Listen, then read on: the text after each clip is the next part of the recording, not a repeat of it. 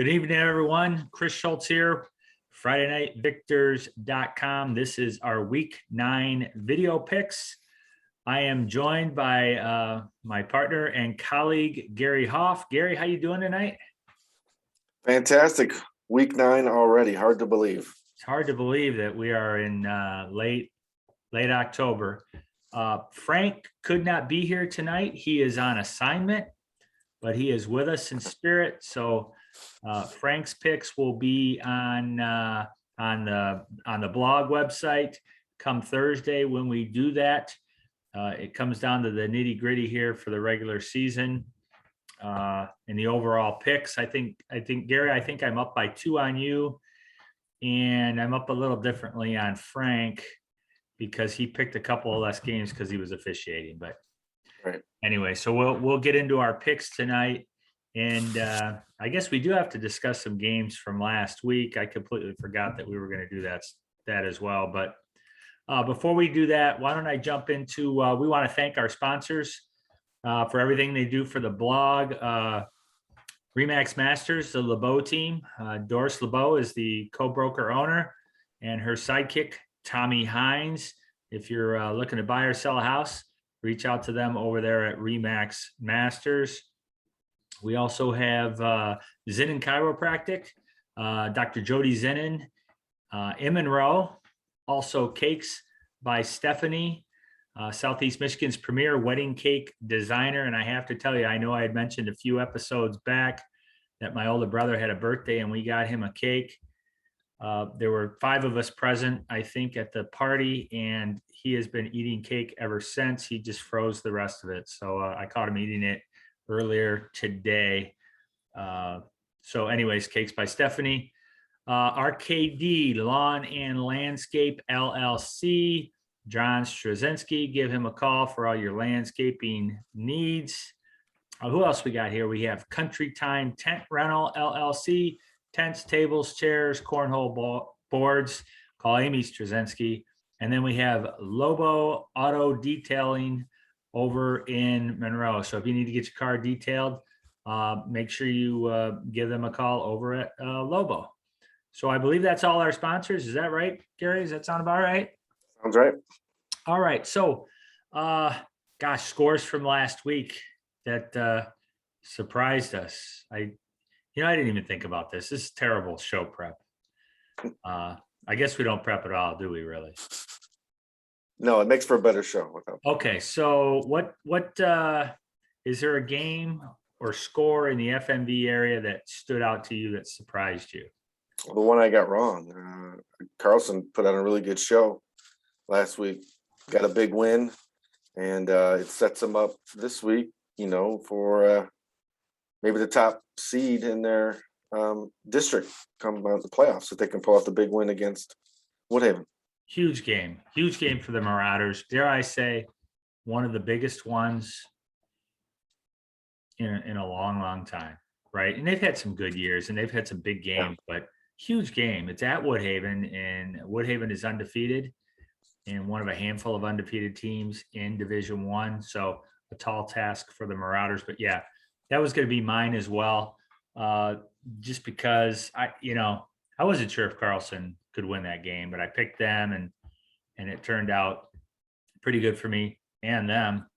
A couple other games that jumped out. I had stopped by. It was Flat Rock's homecoming, so I made it a point to get over there because I did graduate from there way back when, and they gave Huron a heck of a game in what ended up being a 16-8 Huron victory. But that was a barn burner, and Flat Rock had opportunities.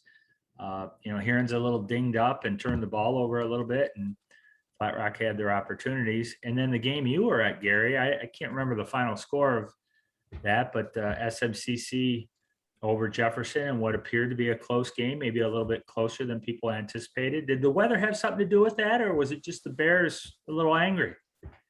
I thought it was somewhat evenly played, just about the whole game. There was no real comeback or no, it was just one team would score, the other team would score, one team would get a stop, the other team would get a stop. It was back and forth, and it was a pretty evenly played game. Jefferson played really well. And Jefferson scored first again, didn't they? They did, yeah. 7-0. What is it? We talked about that. Yeah, I know. I know. think they're well prepared. They know what they're doing when they come in, you know. And, Yeah, they all right. play really So well. how about games from around the state? Well, there's a couple. The one that I saw, there's some odd scores from last week. You know, it's kind of rivalry week, I think, all over this state. A lot of leagues do that anyway. But the one score I saw, and I went, wow, was and this is a big rivalry, Fortson and Dearborn. Fortson lost to Dearborn. Pioneers won 10-7. Was it 10-7 or 13-10? Or maybe it was 13-10. It could have been like 13, wasn't it? It was a 3-point game, yeah. Okay. Actually, I have it right here. I was trying to watch the game, and I was trying to speed it up to where I could watch the end and how big of a deal Dearborn made it at the end or whatever, but I couldn't get to the end. The video kept stopping. But yeah, it was a 3-point game. And by no means is Dearborn a bad team. They're 6-2 now. But the two really good teams they played prior to Fortson, they got crushed. Yeah, they got handled. But they did beat a pretty good Brighton team in week 1. Mm-hmm. But the other two, they got destroyed. And so I was, Fortson's probably a top 10 team in Division 1, but ESPN thinks so anyway. And that was a great showing by the Pioneers, and I was surprised by that score. Yeah, so was I. That was going to be mine, and those teams are probably pretty likely to match up in the district in the first round. And let me tell you, if Dearborn could somehow beat Fortson for a second time, people in East Dearborn would lose their minds. They would lose their minds, and quite frankly, I'd like to see that. Yeah, so would I.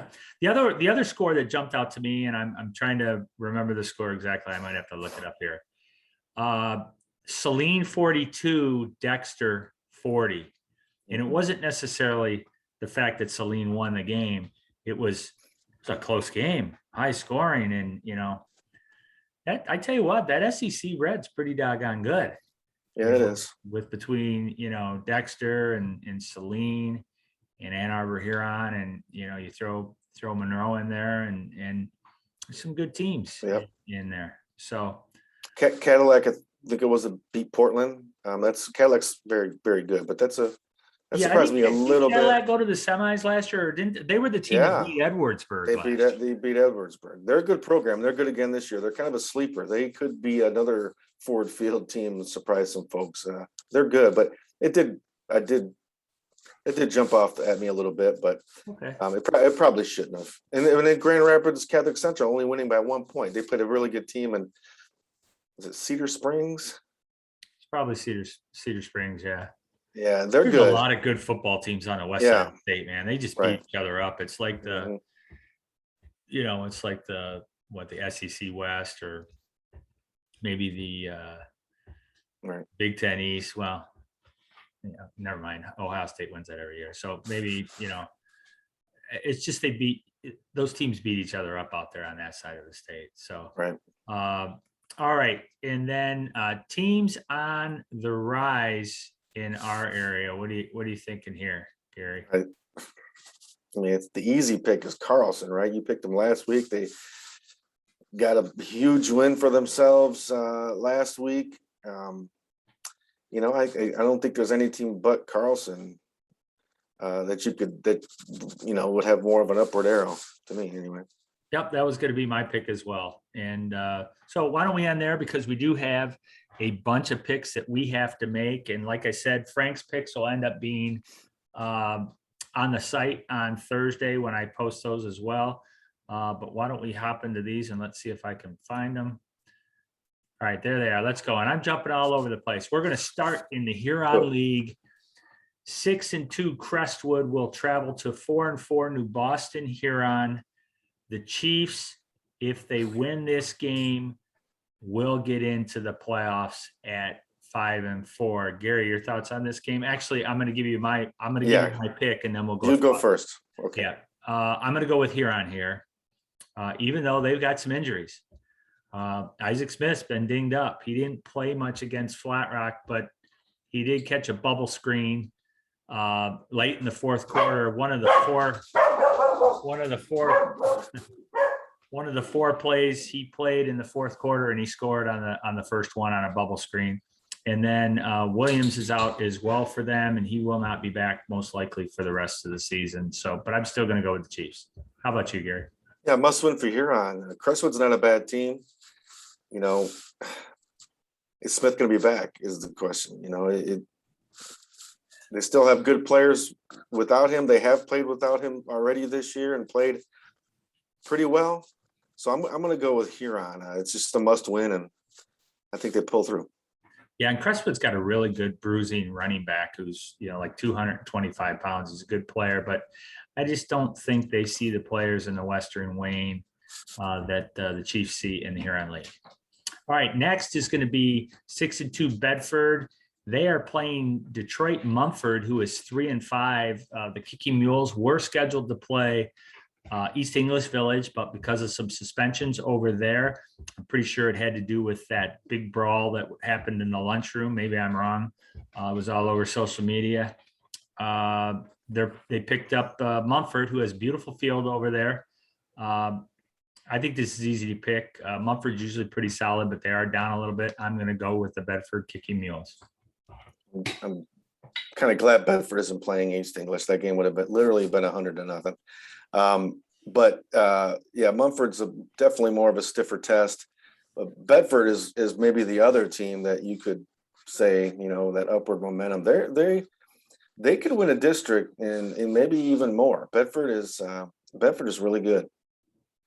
Yeah, I would agree with that statement, and I could see them winning some games. And Division II is tough, though, man. It's tough there. All right, let's stay in the Huron League, or go back to the Huron League. We got the Rams of Flat Rock, who are 2-6, are traveling to Clarenceville to play on the turf against the 7-1 Trojans. I saw Clarenceville up close and personal when they played my Advanced Technology Academy Lakers back in week 5. They have a very, very good team. They also handled a solid Dundee team. I believe that was in week 2.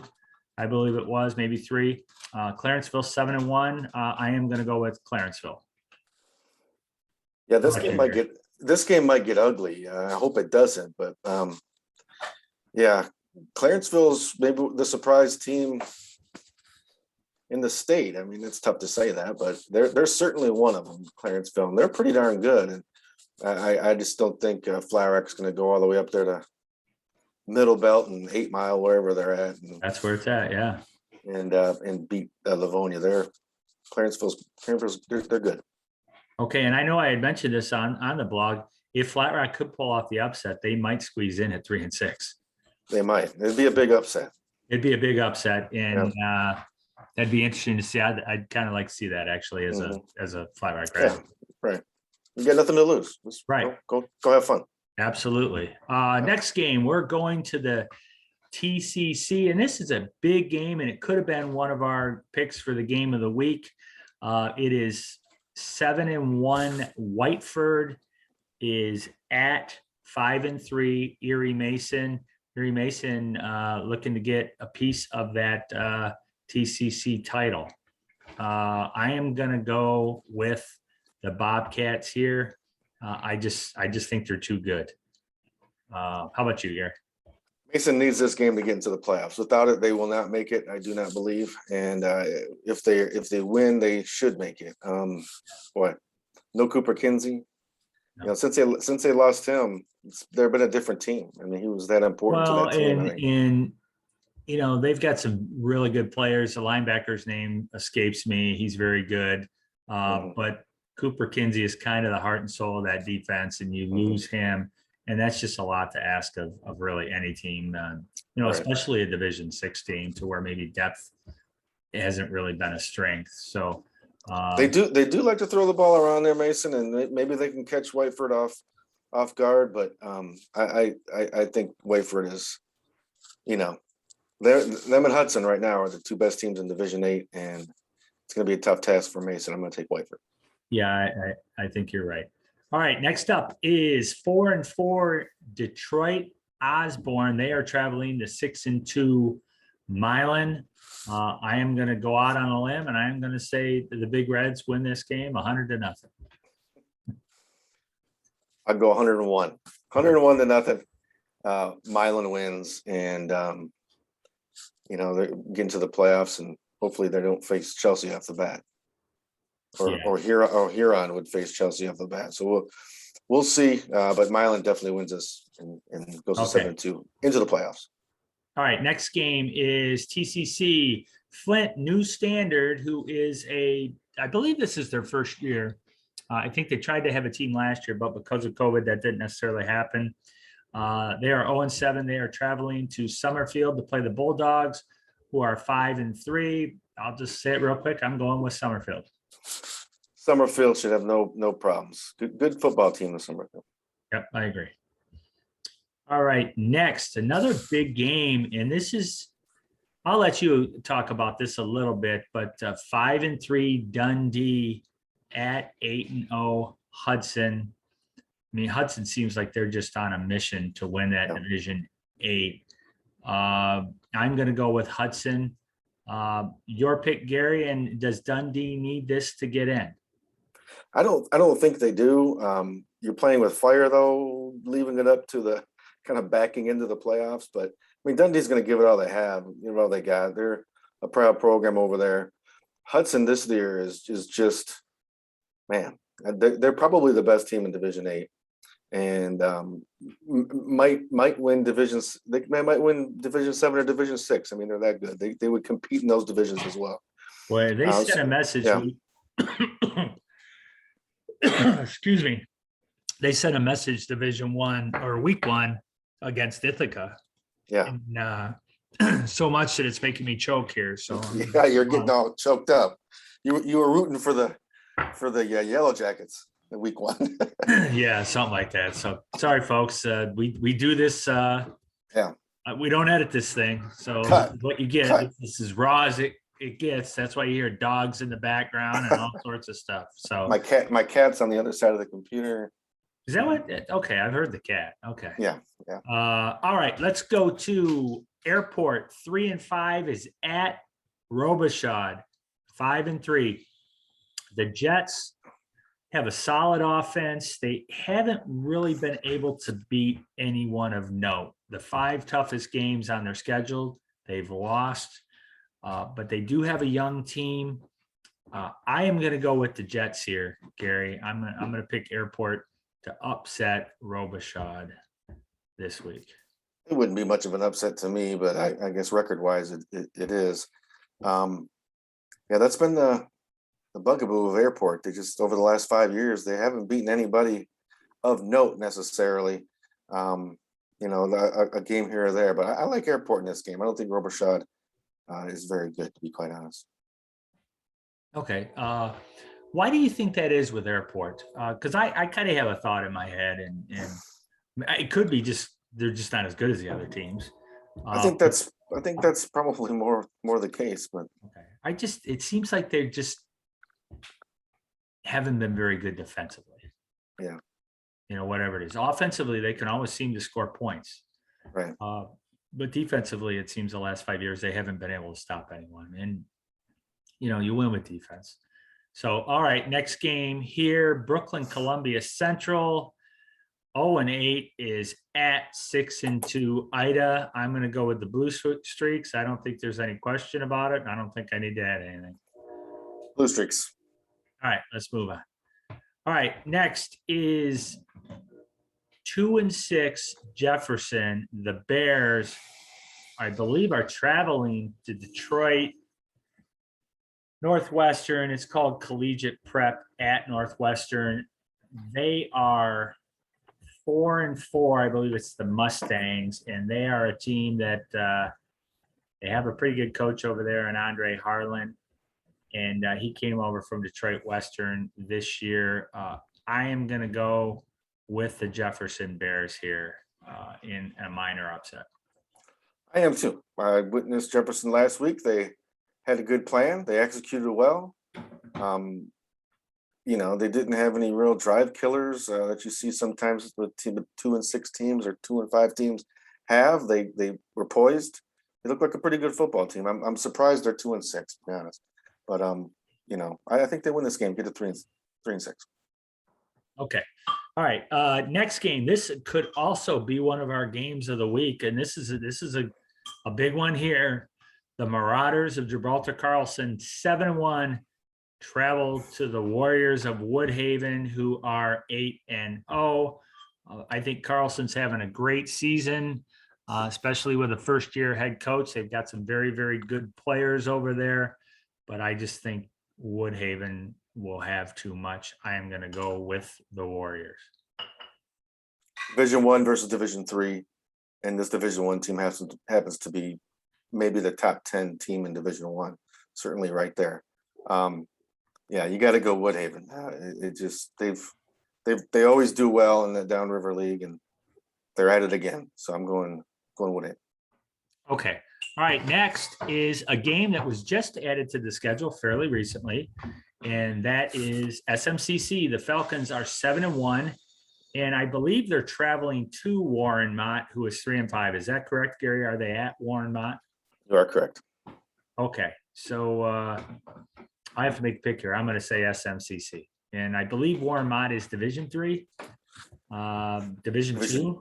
2, yeah. Okay. A couple people texted me and said, "Is the Falcons going to get beat here playing up a Division 3 team?" I thought someone suggested, and my answer was no way, Jose. SMCC wins. I watched some Mott video. You can YouTube it. They're good. And I'm not just saying that. They're a really good team. I expected them to look like a kind of a, I don't know the word I'm looking for, but they were well coached. They didn't ragtag is the word I'm looking for. They didn't look like a ragtag group of football players. The game I watched against Lakeview, they won 30-27 after being down 14-3. They spread it around. Solid quarterback who can run and throw. I'm going to go with Mott in this game. I think it's going to be too much to ask for a Division 7 school, a Catholic Division 7 school, heading up to Warren Mott, facing the area Division 2 school up there. I think you're going to see some things, and I don't think they're going to go in the Falcons' favor with that. And plus, Mott is solid. Okay. What's their record? What's Mott's solid record? 3-5? 3-5. Okay. All right. Just checking. 3-5. All right. And then the our last game, hopefully I got them all. It is our Remax LeBeau team game of the week. And this is one we've been waiting for a while. And it is the Huron League champions, the Riverview Pirates, who are 8-0. They are traveling to 4-4 Monroe to take on the Trojans. I thought long and hard about this game for about 2 seconds. And I am going to go with Riverview. I know they're one-dimensional. I get a chance to catch up a game on you. Because there you go. All right. I'm going to go. I thought long and hard about this too. Longer than 1 second, that's for sure. All right, here's my thought on this game. And we've been talking about it. Here's my thought. These teams have played 9 times since 1950. They may have played before that, but Monroe is 6-3 versus Riverview. That doesn't mean anything, obviously, but that's just the history. They were in the Great Eight League. Great Lakes 8. Great Lakes 8. Yeah. Okay, in the 70s and whatnot, and played 9 years in a row. And Monroe 6-3. All right, here's my take.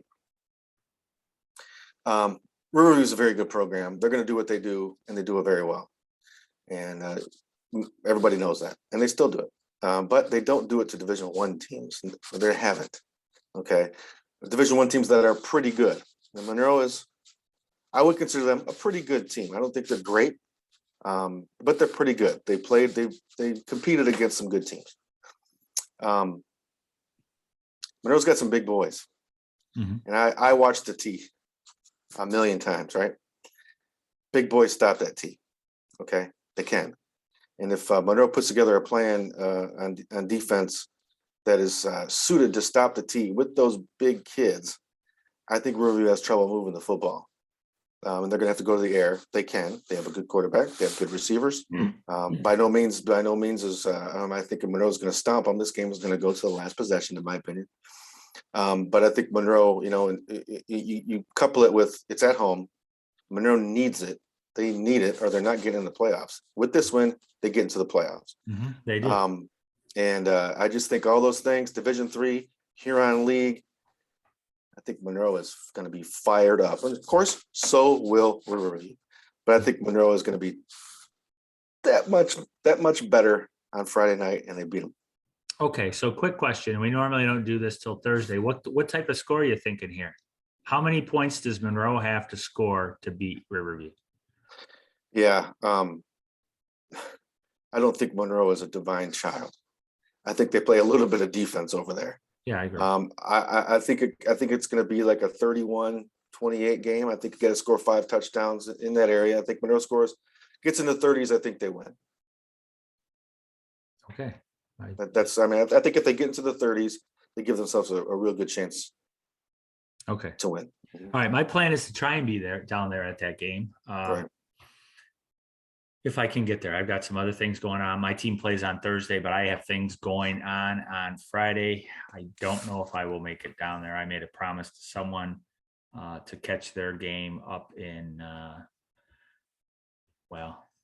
Oakland County or wherever the heck it's at. So in any event, all right, I had some questions for you, but I think we kind of answered them because I was going to ask about Monroe in the playoffs. I was going to ask about Erie Mason. I was going to ask about Dundee. I guess real quick, of the teams that we cover, who is a team that you wouldn't expect to make a mini run, who could? Is there anyone that you might, hey, they could win a few games here if they get that I wouldn't expect? I'll be honest, I haven't looked because the districts change so much from week to week. I'll be honest, I haven't looked at everybody's districts, because that's what makes a long run. You get a weaker district, right? That obviously helps. I don't know. I don't know if I could give you an answer on that. I know every team that I'm thinking of in my head right now probably faces a really good opponent in week 1 or 2. Well, how about Dundee if they get in? I thought about Dundee, and because they're Division 5. Division 5. I don't know who's Division 5 around there that would. I haven't looked. See, that's what appeals to me is who is Division 5 around us that's any good, right? I mean, they could. I think if they get in, I think Dundee can win some games. I think so too, and I think they're in with a win or a loss. I mean, they'll get solid points from Hudson, although they're Division 8, but they will have 8 wins, so that is 24 divided by 9, whatever that equals out to. And I think that those points right there will get them just enough. And remember, if you lose, teams that aren't in have to win. And right, I looked at a lot of the divisions. There's just not a lot of teams that are not in the playoffs that are guaranteed wins. I mean, there's just all the games are difficult. I mean, there'll be some obviously, but I obviously looked at Division 7 quite a bit, and that's just a mess. It's a total mess. You cannot forecast who's going to be in the playoffs. It's just a total mess. I can guarantee you 2 teams are going to lose in Division 7 that are in, but the teams below them, I can't say any of them are going to win. They might, but I just don't know. So it's hard to pick. I've looked a little bit at Division 1, and I think we talked about this last week. Cass Tech might not get in. They're going to have to beat Orchard Lake St. Mary's. And even then, with Orchard Lake being a 5-win team from Division 3, it bumps them up some points, but I don't know if it's enough if some of those other teams win. Teams like Hudsonville was in there, and Monroe's in there.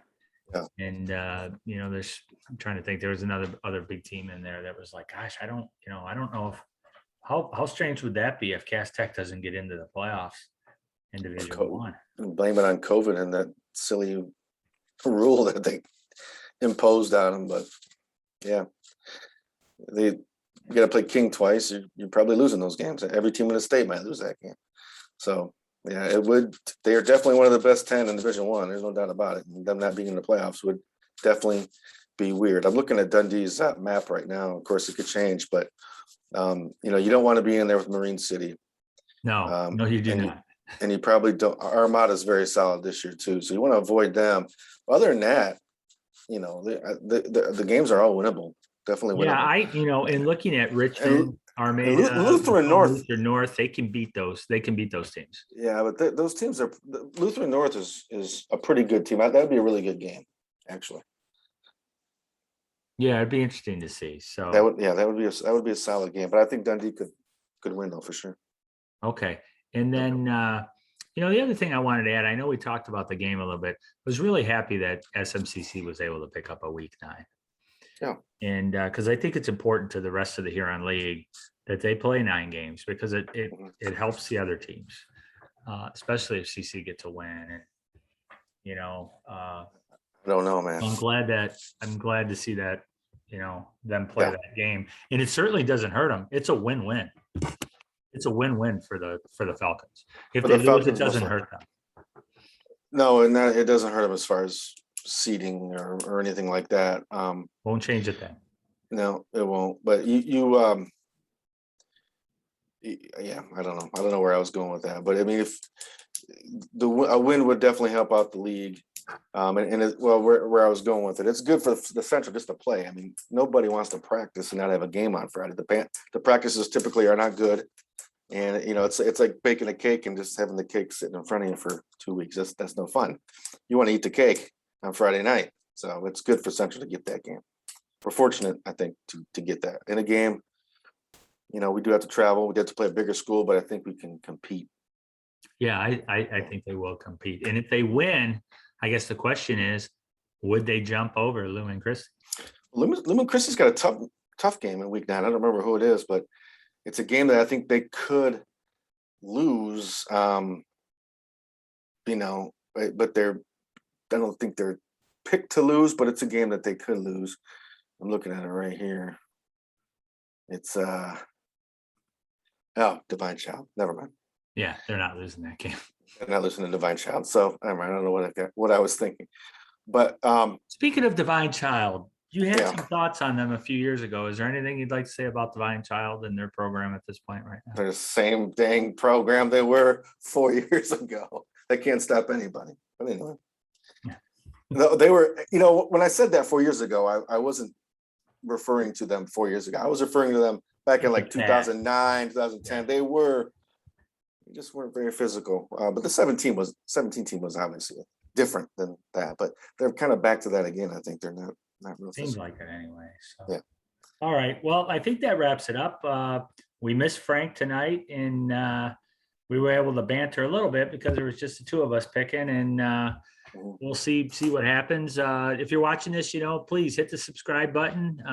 We appreciate if you do subscribe to the channel, and also tune in to Friday Night Victors.com. Gary, got any parting thoughts? Yeah, my parting shot is I would like to see some banter on the site about Monroe Riverview, and I think it's not falling on deaf ears how big of a one game for Monroe. They need to win it, but this is just a really great. These things don't happen very often. The Huron League doesn't play the SEC Red very often. And it's the champion of the Huron League versus the 4th place team in the SEC Red. It's just cool. Division 1 versus Division 3. Yeah, and to give you an idea, Monroe is basically twice as big as Riverview High School. Very close. And twice as many students. Close enough. Yeah. And so this is just a huge opportunity, really, for both teams. I mean, I think Monroe needs a win. There's your opportunity. Win on Friday. Absolutely. I mean, since they received that forfeit victory over Roseville in week 1, really obviously benefited them. So, if not, this would just be, a game for pride. And while it might be for pride, right now, it is a chance to get in the playoffs.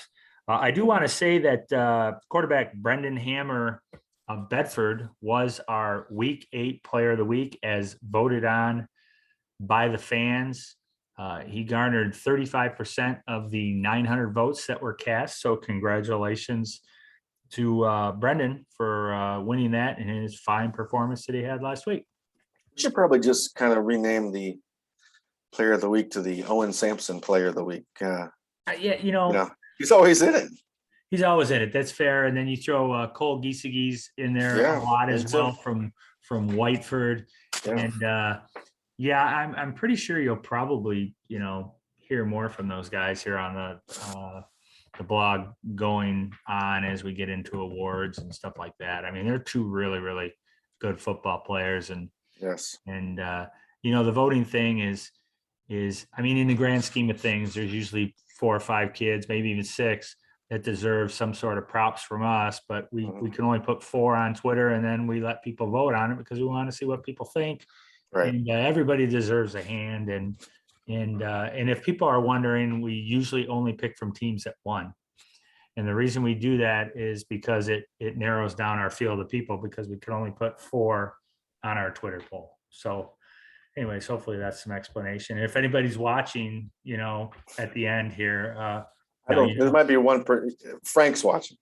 He probably is. So. Frank's watching. Yeah. All right, guys.